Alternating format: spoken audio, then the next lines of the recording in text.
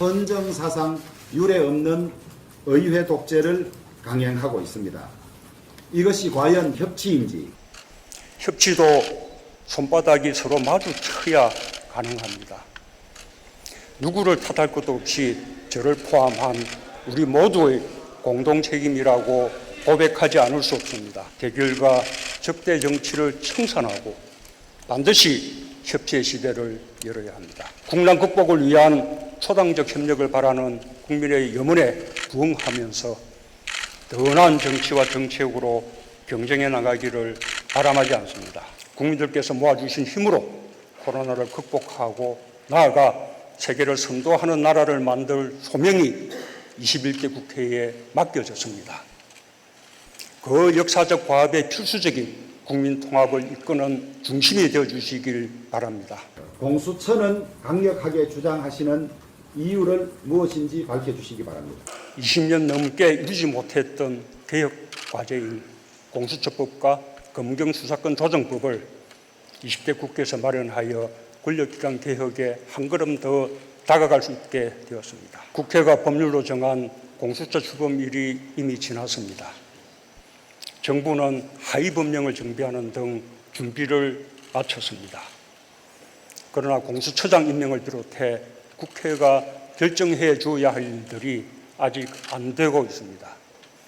이번 회기 중에 추천을 완료하고 인사청문회도 기한 안에 열어주실 것을 거듭 당부드리며 21대 국회가 권력기관 개혁을 완수해 주시길 기대합니다. 문재인 정부의 부동산 정책의 목표는 무엇인지?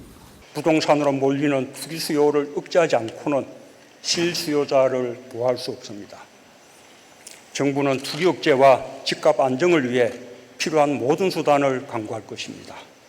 주택 공급 확대를 요구하는 야당의 목소리에도 귀를 기울이면서 필요한 방안을 적극 강구할 것입니다.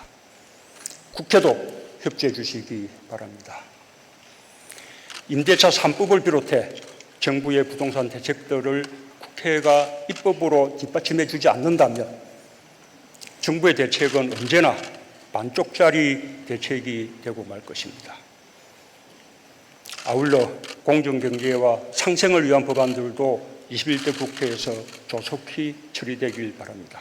원전이라는 그린 에너지를 포기하면서 그린 뉴딜이 어떻게 가능한 것인지? 그린 분야에서도 우리의 장점을 살려낸다면 가능성이 무궁무진합니다. 우리는 이미 세계 1위 태양광 기업과 기술을 보유하고 세계 최고 수준의 수소차 개발로 수소 경제를 선도하고 있습니다. 전기차와 전기 배터리 분야에서도 선두 그룹을 달리고 있습니다. 아직은 뒤처진 부분이 많지만 우리의 강점으로 삼는다면 그린 혁명의 대세를 만들어낼 수 있습니다. 기후위기 해결을 위한 연대와 협력의 세계 질서를 주도하면서 더욱 엄격해지는 국제 환경 규제 속에서 우리의 산업 경쟁력을 높여줄 것입니다. 실업률이 1999년 이후 최고치를 기록하고 있습니다. 코로나19로 돌리려고 하고 있지만은 소득 주도 성장의 총체적 실패라고. 경제에서도 우리나라는 다른 나라들보다 상대적으로 선방하고 있습니다.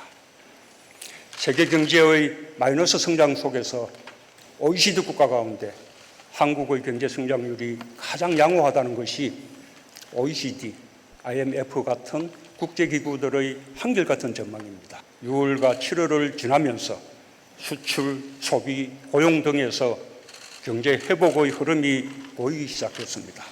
이 흐름을 적극적으로 살려나가는 것이 필요합니다. 국회의 협조가 더해진다면 경제 위기를 극복하는 데 더 큰 힘이 될 것입니다. 위기는 곧 불평등 심화라는 공식을 깨겠습니다. 전 국민 대상 고용 안전망을 단계적으로 확대하여 프리랜서, 플랫폼 노동자 등 새로운 형태의 노동자들의 고용 안전망을 두텁게 하겠습니다. 그린 혁명 시대로의 성공적인 전환을 위해 사람 투자를 확대하겠습니다. 국고를 2022년까지 49조 원, 2025년까지 114조 원을 직접 투입하겠습니다. 지자체와 민간까지 포함하면 그 규모가 각각 68조 원, 160조 원에 이를 것입니다. 이에 따라 일자리도 2022년까지 89만 개, 2025년까지 190만 개가 창출될 것입니다. 해외에서도 한국판 유지를 주목하고 있습니다. 최근 OECD는 우리나라를 2020년 성장률 하락이 소폭에 그친 주목할 만한 특이국가라고 주목하면서 특히 디지털과 그린 중심의 한국판 유질이 고용과 투자를 전망보다 더 개선시킬 것이라고 평가한 바 있습니다. 한국판 유질이 성공하기 위해서는 국회의 협력이 필수적입니다. 새로운 시대를 여는데 걸림돌이 되는 규제 혁파에 힘을 모아주시기 바랍니다.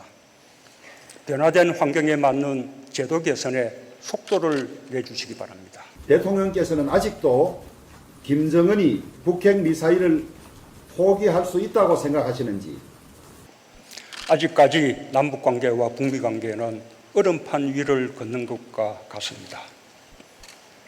지금이야말로 당파적 이해관계를 뛰어넘어 한반도의 평화를 위해 지혜를 모을 때입니다. 평화는 지속 가능한 번영의 토대입니다.